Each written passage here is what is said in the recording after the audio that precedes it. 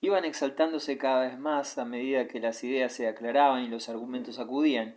Y es con mi dinero que le pagabas, ¿verdad? Yo le daba mi dinero para esa mujerzuela. Cochino, cochino. No hallando otra palabra más insultante, repetía cochino, cochino. De pronto, asomándose a la portezuela, tomó de la manga al cochero. ¡Pare! Y bajó de un salto. Durois quiso seguirla, pero ella gritó: «Te prohíbo que bajes». Los transeúntes al oírla comenzaron a reunirse en torno suyo, y Durois, temeroso de un escándalo, no se atrevió a moverse. Sacó ella de su bolso el monedero y a la luz de un farol apartó 2 francos y medio y se los entregó al cochero diciéndole con voz vibrante: «Tenga usted el importe de una hora, soy yo quien paga, y lleve usted a ese indecente a la calle Boursault, en Batignolles».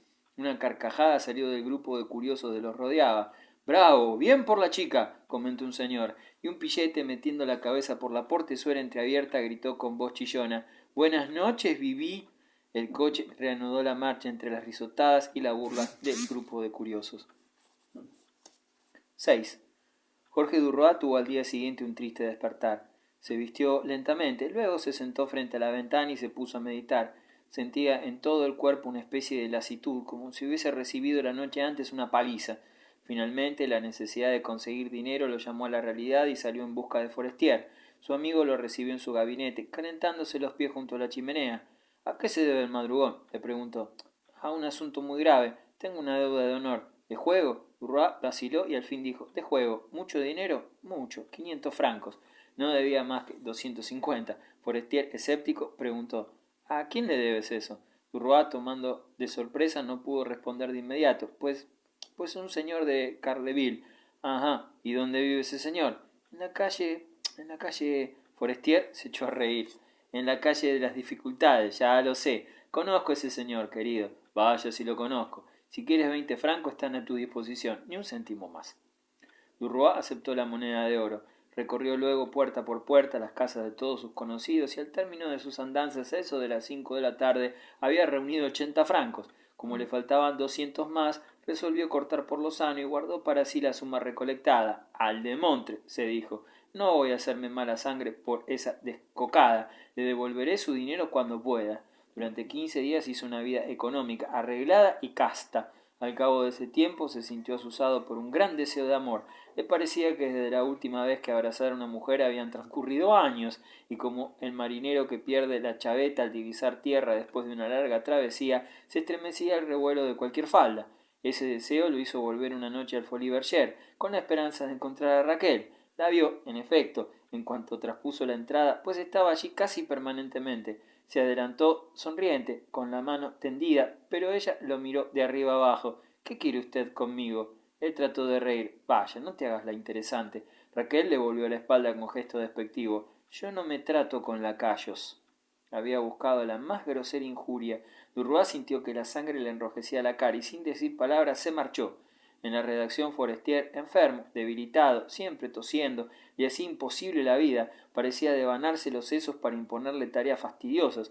Un día, en un momento de irritación nerviosa, después de un largo acceso de tos, como Durois no le consiguiera un informe que le había pedido, llegó a gruñirle: «¡Caramba! Eres más bruto de lo que yo pensaba». Hubiera querido contestarle con una bofetada, pero se contuvo y se retiró murmurando: «Ya te arreglaré yo las cuentas».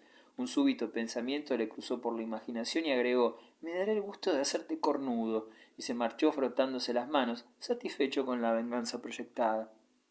Resuelto a empezar a ponerla en práctica, al día siguiente mismo hizo a la señora de Forestier una visita de exploración. La encontró leyendo un libro, cómodamente tendida sobre el sofá.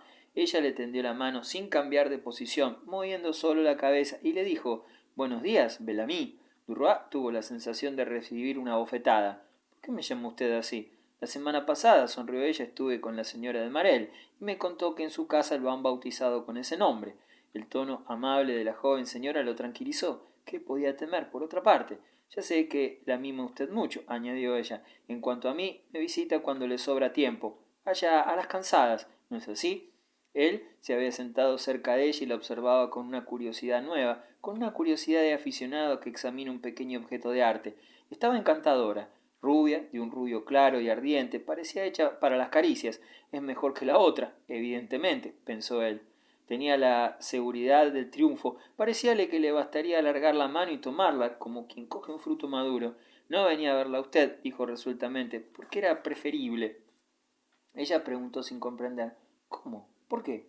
¿No lo adivina? Nada, en absoluto. Pues porque estoy enamorado de usted. Ah, un poco, solo un poco, y no quiero enamorarme del todo. Ella no pareció ni sorprendida, ni molesta, ni halagada. Siguió sonriendo con la misma sonrisa indiferente y contestó con tranquilidad.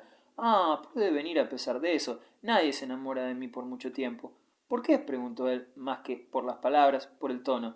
Porque es inútil y porque lo hago entender de inmediato. Si usted me hubiese hecho saber antes su temor, lo hubiera tranquilizado y le hubiera pedido, por el contrario, que viniese con la mayor frecuencia posible.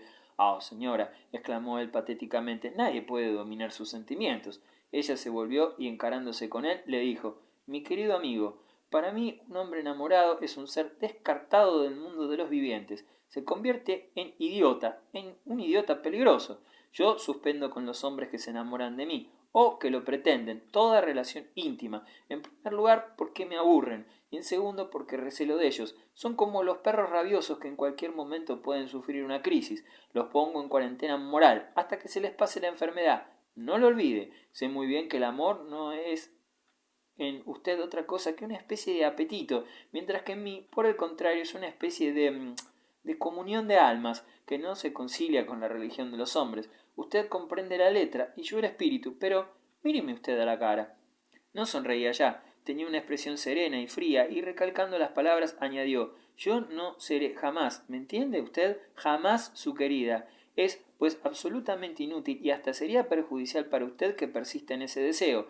Y ahora que la operación está hecha, ¿quiere usted que seamos amigos buenos? Amigos, lo que se dice verdaderos amigos sin segunda intención. Durois comprendió que toda tentativa sería inútil frente a esa sentencia sin apelación. Tomó de inmediato su partido y, encantado de poder contar con semejante aliada, le tendió las dos manos. Como usted quiera, señora, disponga usted de mí. Persistió ella en su voz la sinceridad de la intención y le tendió las dos manos. Se las besó Durois una tras otra y luego, alzando la cabeza, dijo sencillamente «Oh, si yo hubiera encontrado una mujer como usted, con qué satisfacción la hubiera hecho mi esposa». Ella se sintió esta vez tocada, acariciada por las palabras del joven, como les ocurre a las mujeres cuando un cumplido le llega al corazón, y se lo retribuyó con una de esas miradas rápidas y agradecidas con que nos hacen sus esclavos. Luego, como él no hallase la forma de transición necesaria para reanudar la conversación, le dijo con voz dulce y poniéndole el índice en el brazo y voy a empezar de inmediato mi oficio de amiga. Es usted poco hábil, querido. Tras una breve vacilación hizo una pregunta. ¿Puedo hablar con libertad? Sí, con toda libertad, con toda libertad. Bien, haga usted una visita a la señora de Walter, que lo aprecia mucho, y trate de serle agradable. Sus galanterías la halagarán, aunque le advierto que es una mujer honrada. Entiéndalo usted bien, absolutamente honrada. Tampoco por ese lado se haga ilusiones de merodeos. Será beneficioso para usted si se hace ver por allá. Sé que en el diario tiene usted todavía una situación subalterna, pero no se preocupe por ello. Los Walter reciben a todos los redactores con la misma amabilidad. Le aconsejo que vaya, le conviene. Gracias, dijo Durro sonriendo. Es usted un ángel, mi ángel de la guarda. Hablaron luego de cualquier cosa. Durroa prolongó la visita un largo rato, deseoso de demostrar a la mujer de su camarada que le era grata su compañía. Al despedirse le dijo amigos, ¿verdad? Dos buenos amigos. ¿Quedamos de acuerdo? De acuerdo. Y como había advertido la complacencia con que recibiera su anterior galantería, Durroa se creyó obligado a apoyarla con otra. Y si llega usted a quedar viuda, anóteme en la lista. Y se marchó rápidamente para no darle tiempo a molestarse. El consejo de que visitara a la señora de Walter lo preocupó un poco, pues como no estaba autorizado para presentarse en su casa, temía incurrir en una indiscreción. Sin embargo, el director se mostraba amable con él, apreciaba sus servicios, lo prefería a otros para las tareas difíciles, porque pues no aprovecharía este favor para entrar en su casa. Se resolvió hacerlo finalmente, y un día en que se levantó muy temprano, fue al mercado a la hora de las ventas y por 10 francos compró una veintena de magníficas peras. Luego de hacerlas acondicionar cuidadosamente en una cesta para dar a entender que venían de muy lejos, las entregó en la portería de la casa del director con una tarjeta que decía Jorge Durois ruega humildemente a la señora de Walter quiera aceptar estas frutas que recibe esta mañana de Normandía. Al día siguiente, en el casillero de la redacción encontró un sobre para él, con una tarjeta de la señora de Walter que agradecía vivamente al señor Jorge Durroat y le hacía saber que recibía todos los sábados. Se presentó ese mismo sábado. Walter vivía en el Boulevard Malesherbes, en una casa de su propiedad compuesta de 2 cuerpos de edificio, uno de los cuales había alquilado procedimiento económico de gente práctica. Un solo portero instalado entre las 2 puertas cocheras atendía el servicio de conserjería de ambas casas, la del propietario y la del inquilino, el que ponía en la entrada a ambas con su gallarda presencia de suizo de iglesia, sus rollizas piernas envueltas en medias blancas y su vistosa casaca de gala cuajada de botones dorados y reverso escarlata, un aire de mansiones ricas y elegante. Los salones de recepción estaban en el primer piso, precedidos de una amplia antecámara revestida de cortinas y alfombras. 2 criados dormitaban sentados. Ambos se incorporaron al advertir a Durroat, y uno de ellos le tomó el gabán y el bastón, y el otro se adelantó a abrir una puerta, y luego, inclinándose, le cedió el paso y lo anunció en un aposento vacío. Durroat, embarazado, miró a todos lados, terminando por divisar en un espejo a varias personas sentadas y que parecían estar a gran distancia de allí. Desorientado al principio por el espejo, se equivocó de dirección. Luego atravesó 2 salas más, también desiertas, terminando por llegar a una especie de gabinetito íntimo tapizado de seda azul, donde 4 señoras charlaban a media voz, sentadas alrededor de una mesita redonda, sobre el cual había varias tazas de té. A pesar del aplomo que había ido ganando en su vida parisiense y sobre todo en sus andanzas de reportero, que lo ponían incesantemente en contacto con gente de calidad, Durroat se sintió un poco intimidado por toda aquella mise en scène de la entrada y de la travesía de los salones desiertos. Señora, balbuceó buscando con la mirada a la dueña de casa, me he permitido. Muy amable, caballero, dijo ella tendiéndole la mano, que él tomó inclinándose. Le agradezco que haya venido usted a verme, y le indicó una silla donde él, al sentarse, creyéndola mucho más alta, se dejó caer. Su llegada había interrumpido la conversación de las señoras. Una de estas tomó al fin la palabra para reanudarla. El tema era el frío, intenso entonces, aunque no lo bastante para contener la epidemia de fiebre tifoidea, ni para permitir que se patinara. Cada una expresó su opinión acerca de la aparición de las heladas en el escenario de París y su preferencia por determinada estación del año, con los triviales argumentos que flotan en los espíritus como el polvo en las habitaciones. Un ligero ruido de puerta hizo volver la cabeza de Durroat, quien vio reflejada en 2 espejos sin alinde a una gorda señora que se acercaba. Apenas entró en el gabinete, una de las visitantes se levantó, estrechó las manos de las demás y se fue. El joven, a través de los salones, siguió mirando su espalda, donde sobre el negro del traje brillaban perlas de azabache. Al reanudarse la charla, después del movimiento producido por ese cambio de persona, se habló espontáneamente, sin transición, de la cuestión de Marruecos, de la guerra de Oriente y de la difícil situación de Inglaterra en África. Las damas discutían esas cosas de memoria, como si recitaran una comedia mundana y bien ensayada. Llegó una nueva visitante, una joven rubia de cabellos rizados, cuya entrada determinó la salida de una imponente y desabrida señora, ni joven ni vieja.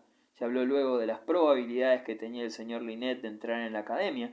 La recién llegada pensaba firmemente que sería derrotado por el señor Cavanon-Levas, autor de la excelente adaptación teatral en verso francés de Don Quijote.